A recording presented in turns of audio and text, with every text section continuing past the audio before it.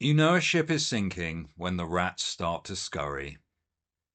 I opened the chapter by talking about an event that I was facilitating in Liverpool. So there's like a couple of hundred people. Everyone wants to discuss what the left has got wrong. Where do we need to go next? And Roger Hallam, who is the co-founder of Extinction Rebellion and Just Stop Oil, who's serving time at the moment, he gets up and he says, well, what's gone wrong is that everyone in this room is a fucking cunt.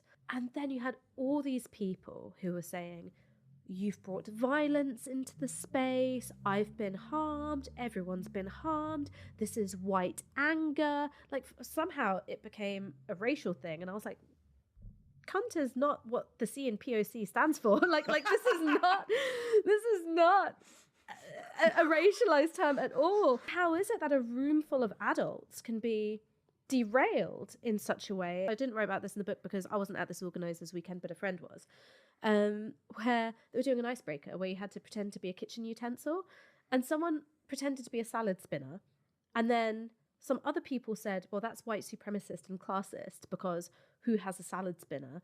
And then they were like, well, I came from a working class single parent family and we had a salad spinner. And then the whole thing grinds to a halt because everyone's arguing over who's been the most harmed. I just don't think Angela Davis did this.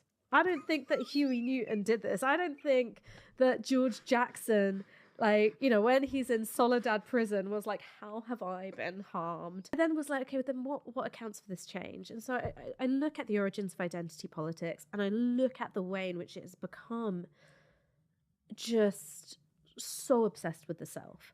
And I'm not saying that all of these ideas are bad or that they're always bad, but I think that good ideas have become blown out of proportion and applied to everything. So everything becomes like epistemic harm. And at no point has anyone gone, get a grip.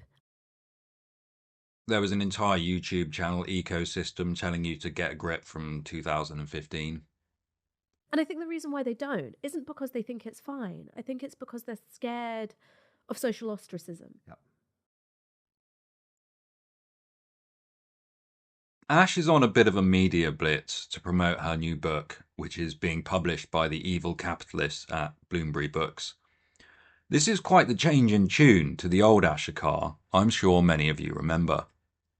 The white British population has decreased by 600,000, while the minority population has increased by 1.2 million. So, yes, lads, we're winning. This next bit is just for the white people now, so viewers of colour, go make a cuppa or listen to D'Angelo. I understand the pushback. I understand that lots of white people feel annoyed by the idea that they benefit somehow from their whiteness, or that the presence of white people automatically means the presence of racism. I really understand that.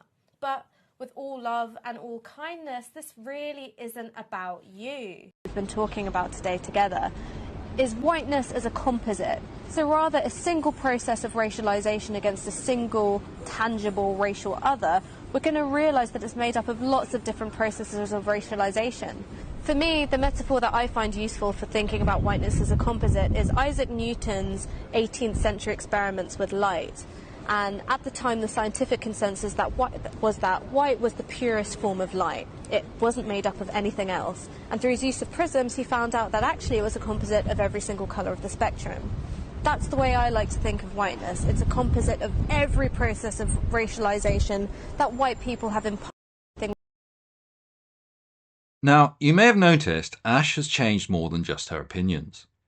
After a few years hanging out at the BBC, she has ditched her core blimey governor Cockney accent and now sounds more like a girl who grew up in the Cotswolds riding horses. This is a great example of how people change to suit the organisations they are involved with. Ash continues her book promotion tour by appearing on the absolutely dreadful Newsagents podcast, sponsored by the evil capitalists at HSBC. Why do you think this sort of obsession, which undoubtedly has taken place or taken hold on the left with lived experience, what the right sometimes call identity politics, why do you think that is harmful for the left? What damage do you think it's done? Well, first, it puts everyone into this position of competing over who can be the victim. And it's so corrosive to solidarity, because instead of looking at people as potential allies, you looking at them through the lens of, well, what are you going to do to me? So stops you from being able to work together. The second thing is that I think it is a separatist logic. So it says, well, unless you are Bengali, Muslim, female, whatever, you're not going to be able to understand my experience, and in fact you're probably out to do me harm. Whereas the left has historically succeeded when it has organised beyond those identity categories. It doesn't mean getting rid of them or saying that it's not important, but being able to build bigger coalitions. An example I give in the book is the Rainbow Coalition, organised by Fred Hampton, who was a young Black Panther. He was killed by the police in Chicago at the age of 21. But his work was about bringing together the Black Panthers, the Puerto Rican Young Lords, poor white people from Appalachia. That's why he was so dangerous to the establishment. The left, which is instead going like, oh no, you've got to look at the Islamophobia in your own ranks before I can come and join you in the fight against Islamophobia. That's not scary to anybody. Do you think that, and you frame that in particular as saying what the left has done is internalise a sort of liberal, a capital L liberal way of looking at politics and sort of come out, just explain what you mean by that. So by liberal, the reason why I use that term is to draw a distinction between the origins of identity politics, which was articulated by the Combahee River Collective. It was deeply anti-capitalist, really anti-imperialist, and instead of fetishizing the marginality of Black women's experiences, instead said, well, actually our position in the labour market tells us something about how America works. So there was something expansive and outward looking about it. Whereas this liberal form of identity politics, it's all about I, me, subjective experience, lived experience, irreducible difference. What are the ways in which we're too fundamentally different to be able to work together?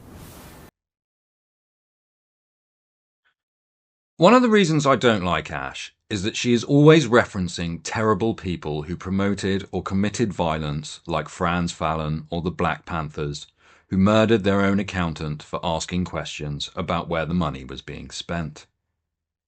Or Angela Davis, who is the direct descendant of slave owners. Any idea what you're looking at? That is a list of the passengers on the Mayflower. No, I can't believe this. No. My ancestors did not come here on the Mayflower. Your ancestors came on the Mayflower. No. You are descended No. from one of the 101 people who sailed on the Mayflower. Oof.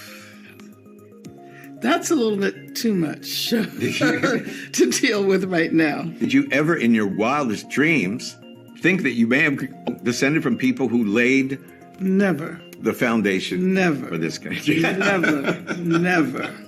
Never. Whereas my ancestors never owned any slaves because they never owned anything. So no, you can't have any reparations. Now, you might say at least Ash is admitting she was wrong. But ultimately, the fact she was wrong has no bearing on whether Ash thinks she should be listened to. Ash got this wrong because of her misguided, cliched student grant undergrad worldview. If Ash was truly repentant, maybe she would go away for a little while and think about why she got this so wrong. And maybe one of the many people who were right about this subject for the past decade could get a book deal with Bloomsbury or appear regularly on the major broadcast shows. I won't hold my breath.